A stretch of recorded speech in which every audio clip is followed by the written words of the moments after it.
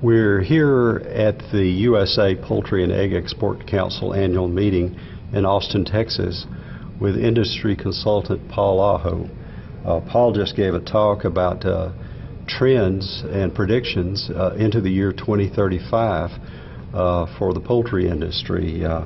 Paul, you talked about scale of operations in U.S. plants. You said that you made some predictions and forecast about how that has changed and will change more. Could you talk about that, please? Yeah, when USAPEAK started in 1985, a typical plant in the U.S. Produced about 100 million pounds a year of RTC product.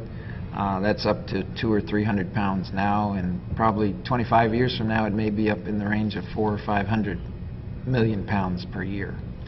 So the scale is increasing in the industry.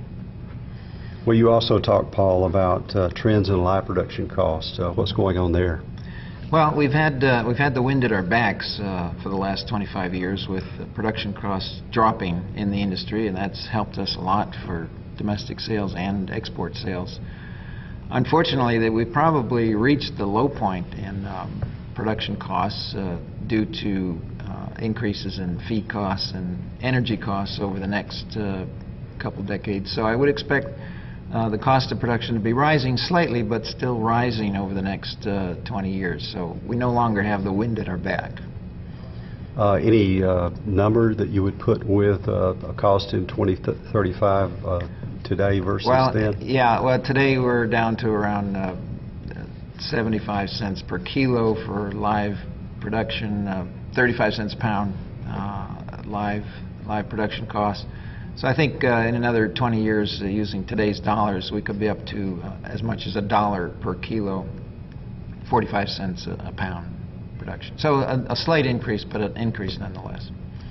Well, looking at the levels of consumption, per capita consumption around the world, that's including in the U.S., that's going to play a role in where our products go in the future. What do you see there?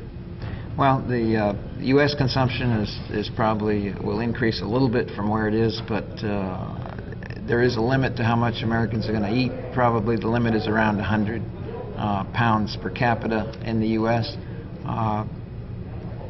Opportunities overseas are greater. I think we'll see increasing, particularly in middle-income countries around the world, we'll see an rapid increase in chicken consumption. So maybe firms that adjust in a timely basis to that might do better. If maybe you could be too early or too late in the adjustment, perhaps. Yeah. There's an adjustment that's going to have to be made to those different markets. Yeah.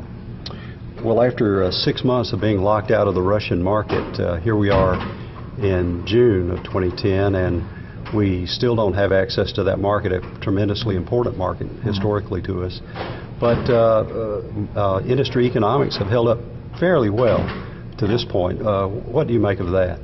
Well, at least up until this point in June, the markets have held up pretty well, partly because beef and pork prices have been higher. The Russian market is not as important as it was in 2002, the last time we had a crisis like this. So I think the market has held up pretty well, considering the loss of that market. Well, Paul, thank you very much for your time today. Okay, pleasure.